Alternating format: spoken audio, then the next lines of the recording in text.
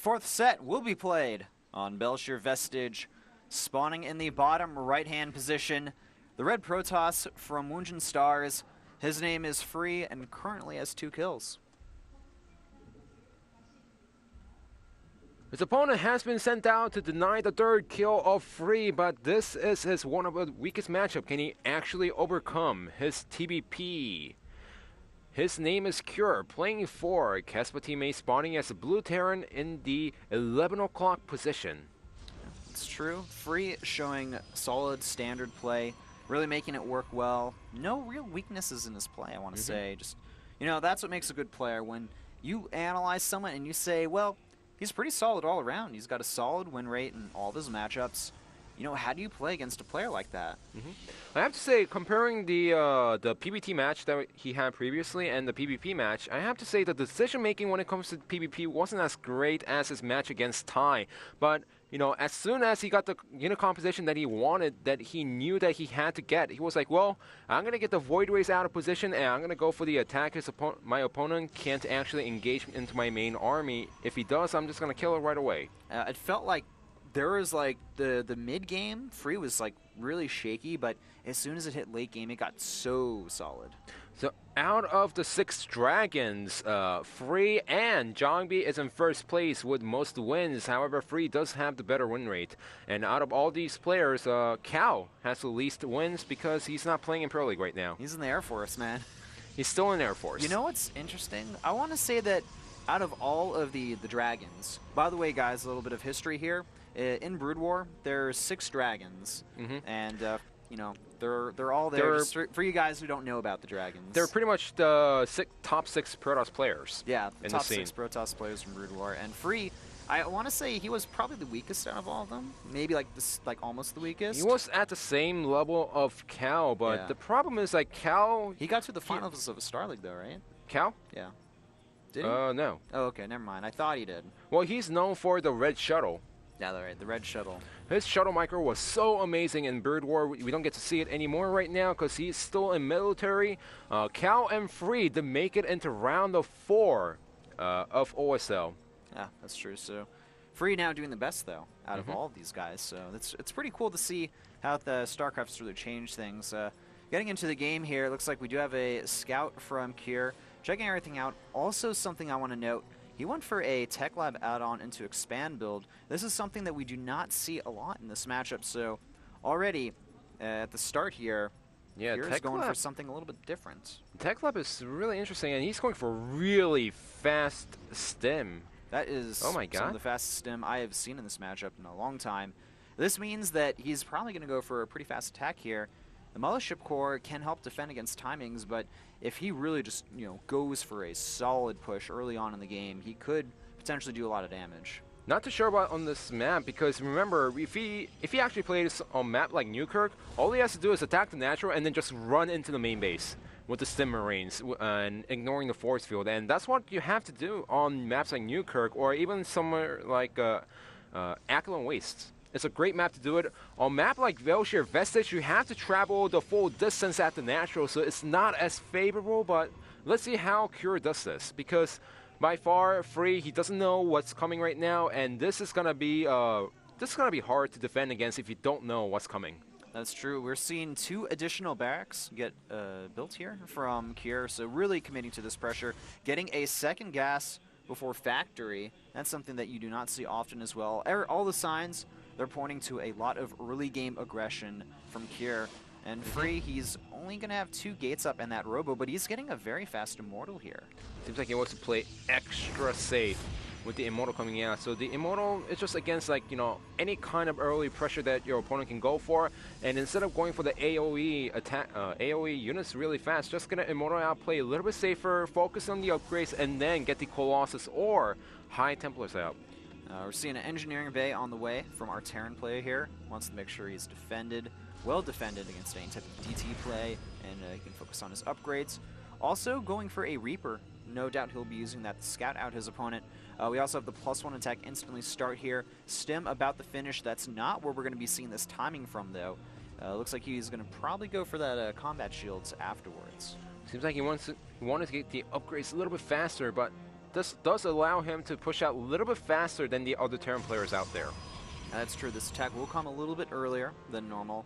We're seeing an extra gateway get added on here. The double forge now going down from Free. He wants to really, pump out those upgrades earlier on in the game, get his units out as strong as possible. Yeah, but do remember, those units are slightly out of position against the Reapers, and this is really nice by Terran players, I have to say, because usually they only expect the Reapers first 4 minutes in the game, and getting a Reaper at the 7 minutes, they don't expect it. And look at this, Cure getting a complete scout of his opponent, seeing the double forge, knowing that his opponent Free is now going for the upgrade-based army. That's true. He did spot an Immortal. He did not spot any Robotic Spear, though, so he doesn't know if there's any Colossus coming out from Free or not.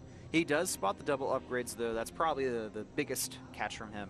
Now, looks like Cure is moving across the map with a lot of his units here, getting ready to apply some of that pressure. It looks like it will be timing out quite nicely with that +1 attack and the combat shields, but against the Immortals and the Mothership Core, those sentries, I don't really think it's going to do enough damage here. And we're going to have good force fields from Free here. We do have the stim going down. A nice micro from our Protoss player. And, solid, man. Solid. All he should have done is bait out the force fields instead of getting the force fields within range of his army. Instead, now, Kira knows that he can't apply any pressure. He's going to take a third base, so he's going to have a nice upgrade advantage when it comes to the combat shields and the stim, but he couldn't utilize it at all. At this point. True. But it's not like he lost that much either. Nah, he only lost a couple of Marines. Yeah, he only lost a couple of Marines, and it's the same number of minerals in the gas to go for the tech lab compared to reactors. So now, it's just like, well, I just got a little bit faster upgrades, less Marines, but I'm still fine. I'm still here. Actually, tech lab a little bit cheaper on the gas side. Oh yeah, right. Little blunder. Yeah. Now, sorry. The thing to note here from Free is that he's getting his third as soon as he sees the Terran player grab his third. I love how he's not afraid to go for a little bit of a faster expansion here after scouting his opponent. And that pylon will get taken out by those double gateways. We do have some medevacs moving across the map now. Kier, he wants to do some more pressure here, actually forcing us. Okay, that was a little bit weird. Oh, he wanted to go for the Immortals, and that is, Concussive Shell is in effect, but the force fields do keep it out. Nice save there from Free. Also want to point out Free is 2-2s on the way. 1-1 just completed up here. He's getting charged. Playing actually very similar to last game, except that we're not seeing any Colossus at all from him. He's focusing more on that heavy ground army. At this rate, I would expect to see some type of storm play come out from Free. Well, he has to go Storms right now, because if he switches tech, that's a lot more. He already can go for the Storms right away, and Storms, if he can micro better, is much better than going for the Colossus. So and look at that, he's getting the Templar Archives immediately here. Double drop spotted by this proxy pylon that was remade. I want to say that there is a little bit of a hole in the defenses of Free. That's the lack of AoE. But once he gets those Templars out, he should be fine. And we have some Zealots over here by the third base, but they're on their breakdown. They're not going to attack. At the same time, we have a pretty big drop from Cure here, but it looks like it will be able to get handled pretty easily from Free's army here. Yeah, but like you said, there's a gap in the defense of Free, and Cure needs to start abusing that right now, because if not, his opponent is going to have the Storms out, get the Archons out, and that's when the Terran player cannot attack into the main army of the Protoss player. So now Cure needs to, we always say that he has a, good multitasking abilities. This is when he needs to start using them. He's trying to, man. You can tell, but Free, he's too solid, man. You can't really attack into him. He's ready at every position on the map.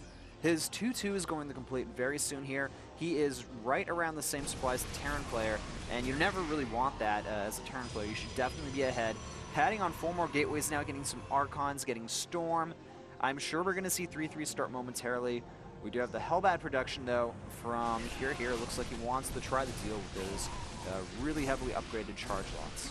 Oh yeah, if your opponent goes for the charge lots first, it's not a bad addition to get those Hellbats mixed into your main army. The charges, they just try to go for the main army right away, and the Hellbats just melt everything. So if you have a nice number of Hellbats, then it's great, but you can't overcommit to it. Remember that. That's true. Ghost Academy going down from Kier here. I think he realizes that, you know what, I have to just try to play a macro game at this point.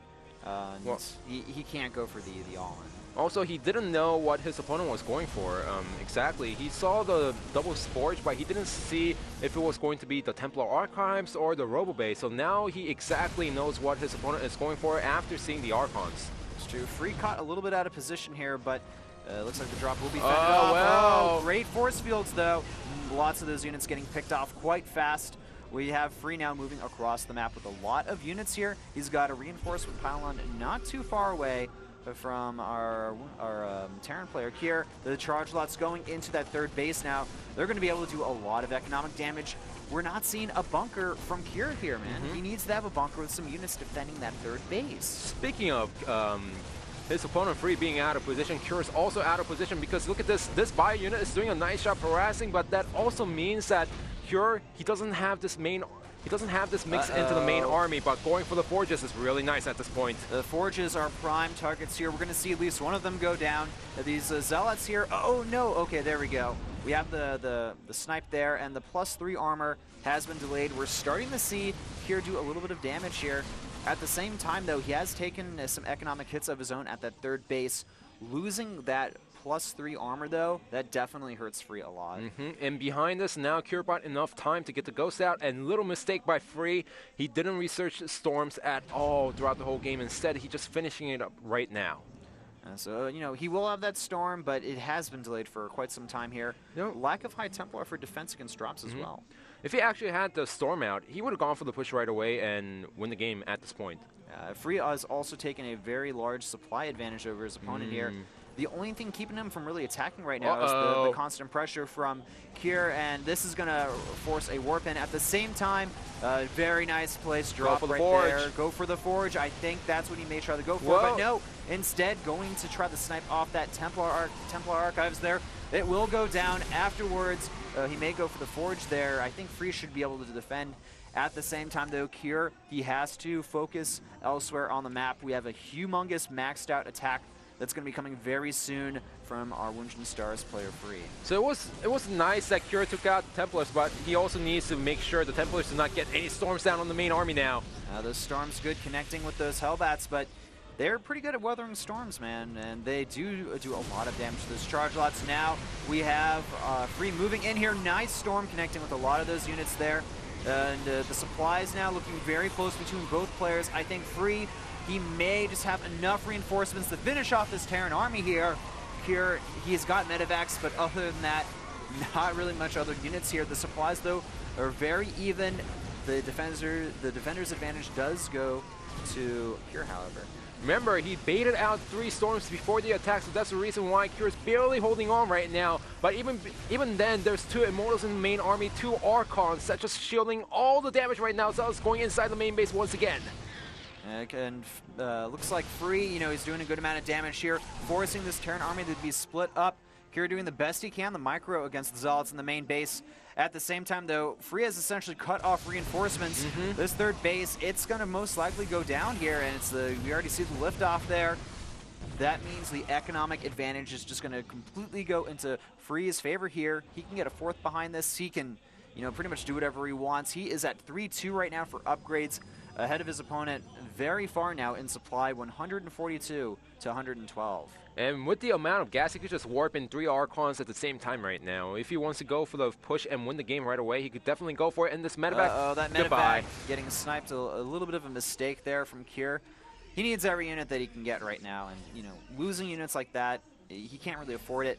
Like you mentioned, we have a lot of High Templars being warped in here. Well, the only reason why it was slightly late is because he didn't finish the Templar Archives on time. But with it finished, now there's nothing that Kier can do.